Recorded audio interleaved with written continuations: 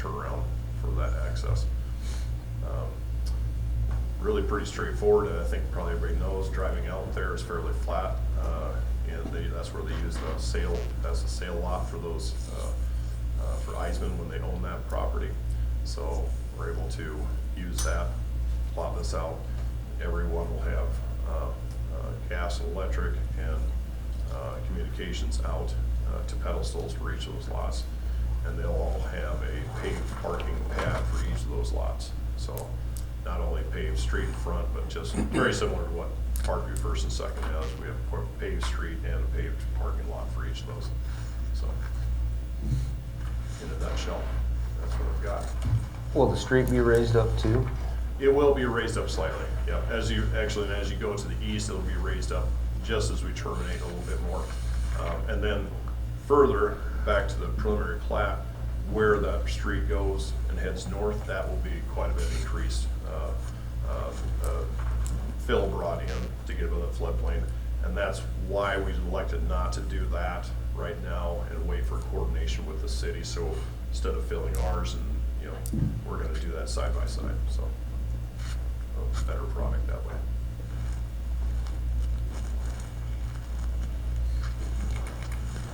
Questions for Wayne?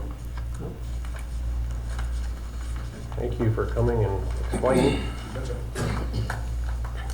Motion to adopt Resolution 2534, approving the final plat for Parkview Terrace Edition, third filing. Second. I have a motion and a second. Any further discussion? Roll call, please. Goodchild, Yes. Wick, Yes. Pick, Yes. Bruns, Yes. Sturgeon. Yes. Motion carried. Moving on to action item E3. Thank you. Civil Engineers and Constructors LLC Services Agreement, Central Avenue and 18th Street Southeast Drainage. Attached is a proposal from Civil Engineers and Constructors LLC, CEC, to create plans and bid documents for a Central Avenue and 18th Street Southeast drainage project. In August 2024, CEC was hired to perform a Central Avenue and 18th Street Southeast drainage study. The goal is to evaluate current storm sewer infrastructure, new development impacts on that infrastructure, and offer remedies for infrastructure upgrades. CEC completed the drainage study in April 2025. Findings included a need for additional storm sewer intakes and a need to upsize the storm sewer pipe. Additional work may be required in the future as the new elementary school plans progress. Administration is recommending council approve the agreement. And you look at the agreement, there's three options in that one. You haven't given me a new one, have you, Brett? The option, you didn't, this is the most recent version, I'm assuming. Yes. So option 2, the bid letting process, Would be may the, be determined because of the cost of the project, that is what needs to be done. And Brett is the last of the 5 engineers we had in the room.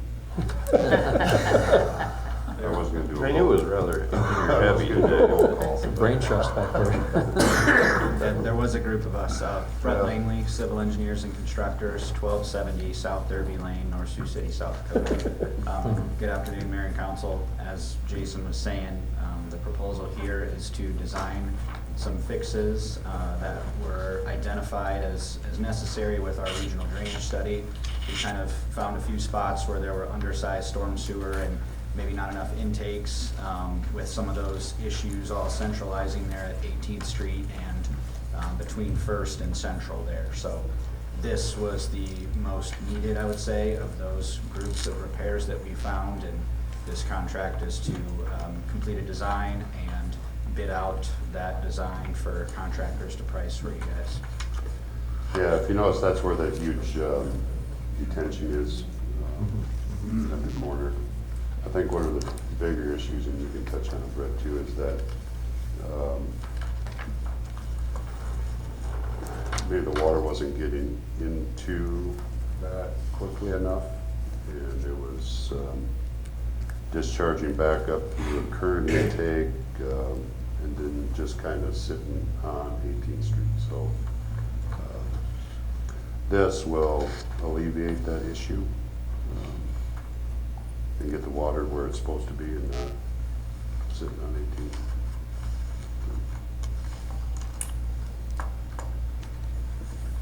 Is this premature, considering a school's gonna go there, yet be designed and put on that corner? This needs to be done, there's no question, but, and then development on the east side of that, and so I don't wanna do something and turn around in a year and say, well, now we have to adjust this, this, and this. Because it doesn't sound to me like, and Steve, you're in the room, but you got a development that's gonna be utilizing this drainage, and you've got a school that's gotta have some drainage issues. So I'm just curious about the timing of this, not the necessity of it. Well, if you look at it, Clark, the last page in here, the colored one, all of the work, of the proposed work is planned east of any of that development you just said. This is to capture water that's coming from the east over there. And I can And speak not on the that too. intersection of Central and 18. Okay. That's a separate issue from what this is. It, None of that water coming off of the stuff we just annexed, that ground, right. is gonna actually get to That this end? point. That's gonna be down further at That'll the be, intersection. okay, all right. I mean, so that will still have to be addressed, but you're talking about the water coming off of that property. Right. But that's not Separate related. from, that's separate from this, okay. So by extending Central, that water coming down Central would go where? I'm sorry, I didn't understand what you said. Well, it's gonna go, but if you look at the picture, Coming north. Yeah, the water most likely from whatever Dogwood does and the school does, you see that wiggly Yes. red line? Yes. All that, the majority of that water, that's the low point for that piece of ground. So the water most likely is gonna come to that intersection. So there is that was in their original design. I mean, when they looked at this whole entire area, they did propose work to be done over there. And I can But speak I don't to, want that part of this, because that intersection is still gonna have to be looked at in the future once the school gets with their design. yeah, I mean, that's But my this concern is- is, yeah. you know, But I water just- coming down Central and it just is gonna kind of back up. Yes, you guys, so what's gonna happen here is gonna alleviate the issue, the water that's coming down from the east down 18th Street. Okay, It's gonna catch what's happening here on First Avenue that goes into the Dogwood additions. That's what's, this work is gonna capture that water. okay. I just see your red squiggly line being part of the big blue field. And so that's how this layman's seeing it, so if I'm wrong, no problem. no, Clark, it was a good question. We kept that in mind when putting together the scope on this. Originally, it included a little bit more. Okay. We've narrowed it down to push it east and focus this stuff more to the east of Okay. that Central Avenue intersection, knowing that that work is coming and that some of the issues and some of the water coming from the west would be captured and hopefully alleviated with the school's design of their project. Okay, This isn't gonna solve all the issues, just part of it. Correct, Yeah. yes. just the current, Yeah. yeah, okay. Okay, thank you. So if you make a motion, I would, I'm assuming you probably want to put option 2 in there. Yeah, and I can speak to that too, I apologize. So we gave 3 different options, depending on the cost estimate for some of this. One was putting together a set of plans that we could distribute directly to contractors to bid on without having to go through the public bid process. And that's, for the most part, governed by how expensive that project is. Above a certain threshold, it has to be publicly bid. Right. So that second option is what we're recommending because the cost estimates came in high enough that it can't just be given out to a contractor or a couple of them. So that will get you a full design, contract documents, plans, and will do the bid advertisings, et cetera, to get it through a public bid process.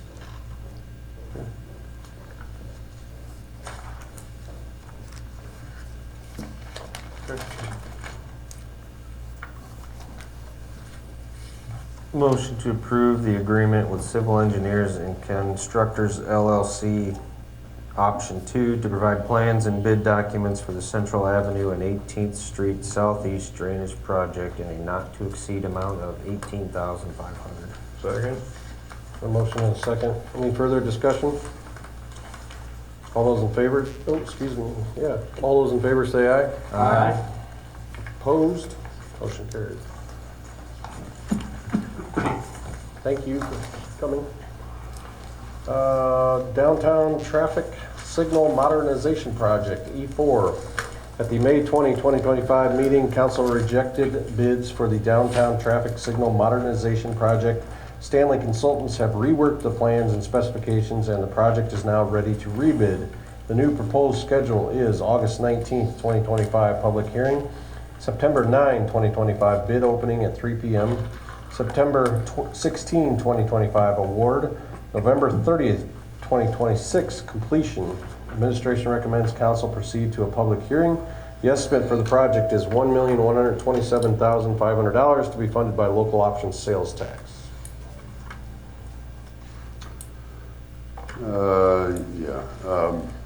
If you remember that we got the one bid the last time. So they went back to the drawing board a little bit, made some changes to maybe get better results in bids.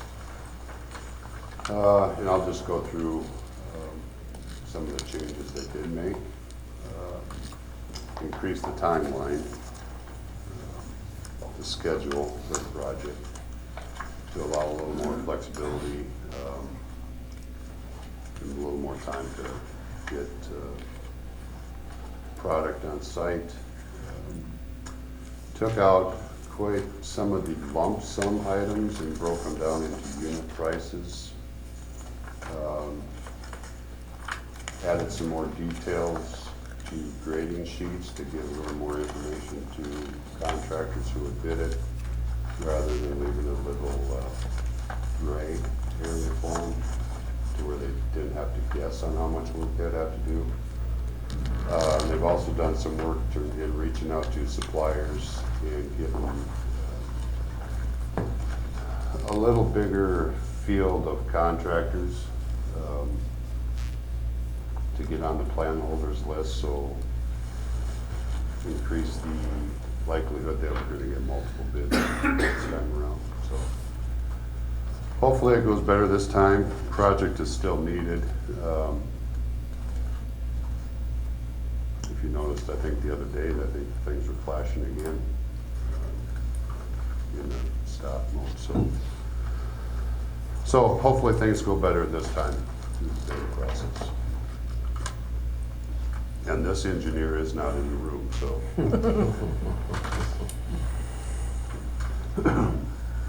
I'll move to establish August 19, 2025 at 12 p.m. for a public hearing on plan specifications, form of contract, and estimate of cost for the downtown traffic signal modernization project, and to establish September 9, 2025 at 3 p.m. to receive and open bids, with said bids considered at the September 16, 2025 meeting. Second.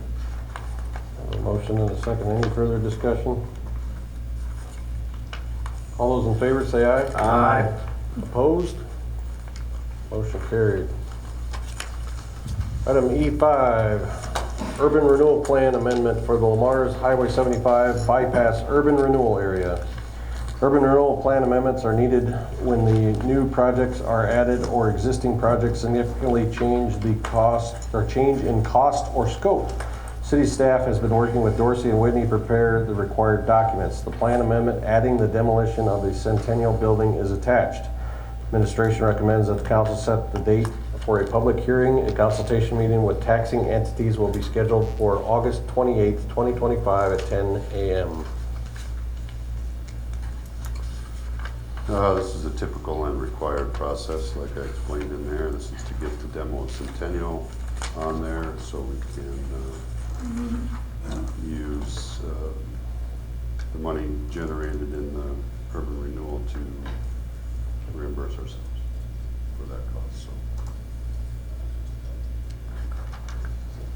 so. Motion to Asbestos, and just asbestos is started this week, so that project. That's the evaluation, correct? The removal. Yeah. The removal is happening. Motion to adopt Resolution 2535 to establish September 16th, 2025 at 12 p.m. for a public hearing on the Urban Renewal Plan Amendment for Lamar's Highway 75 Bypass Urban Renewal Area. Second. A motion and a second. Any further discussion? Roll call, please. Sturgeon, Yes. Wick, Yes. Child, Yes. Hick, Yes. Bruns, Yes. Motion carried. E6, Lamar's Urban Revitalization Plan. March 6, 2012, the City of Lamar has established the Lamar's Urban Revitalization Area. The intent was to encourage development, redevelopment, and revitalization by authorizing property tax development incentives in conformance with Section 404.2 of the Iowa Code. The incentive was to have residential property receive an exemption from taxation on the first $75,000 of actual value for a period of 5 years. April 5, 2016, the City of Lamar has amended the plan for the Lamar's Urban Revitalization Area.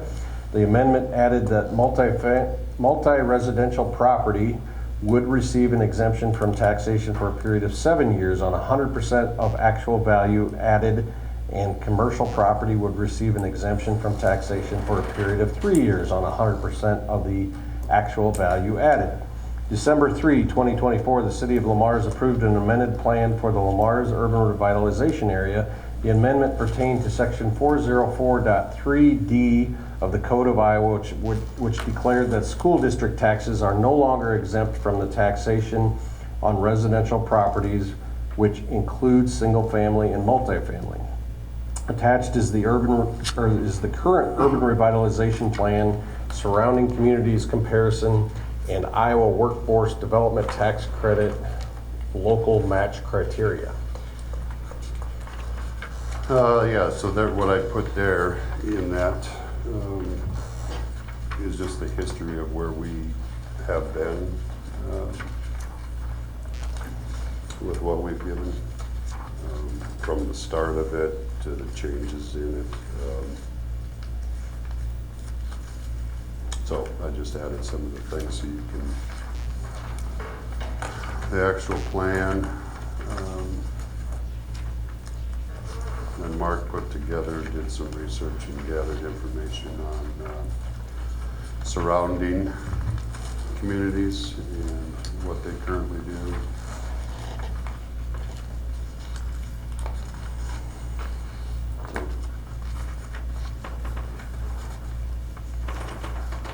Well, I know for me, what started all of this discussion was the concern, many comments of concern about what seems to be an overage of apartments being constructed in Lamar's, Iowa.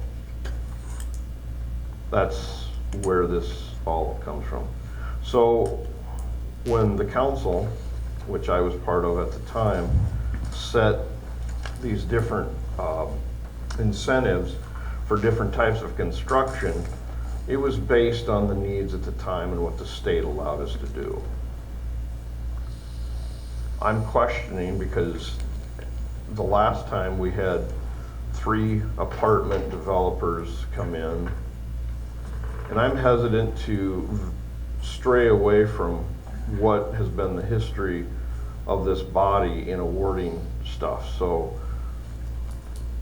in all my years here, what the council decides to move forward, whether I agree with it or not, you need to move forward together. I wanted this for the last while because I myself think the incentive for more apartments needs to be backed off. Needs to be backed off. I think I've said it, we need to incentivize single-family dwelling much heavier, somehow. That's why you have incentives. It's when you wanna jumpstart some growth, you wanna jumpstart something. My proposal a few weeks ago was just to back off additional apartments for a couple of years until you see how they're filling up, what our growth is, rather than get way ahead of ourselves. And I think, I'm assuming something here. We gotta remember that the school in a couple of years is probably going to give the city 2 buildings, which, those are big properties. I doubt if they're gonna be apartments, but you're gonna have big areas for growth. So I don't see the harm in, as a city, backing off on the incentives of apartments at this time. I'm pro that, okay? I want growth like anybody else does, but I've got some concerns, so. Can you shed some light on the concerns? I haven't heard any concerns on the apartment complexes, but what direction is that coming from? I mean, I know you're in the real estate business, so I'm wondering, is there concerns that we are overbuilding and they're not being leased? Or is it current concerns of just apartment complexes and that versus single-family homes? Yeah, okay, so twofold. Basically, none of this comes out of the real estate side of my life. It's from just plain ordinary citizens saying, we're getting an awful lot of apartments. Now, we always hear about 3,500, 3,200 people come to Lamar's every day to work.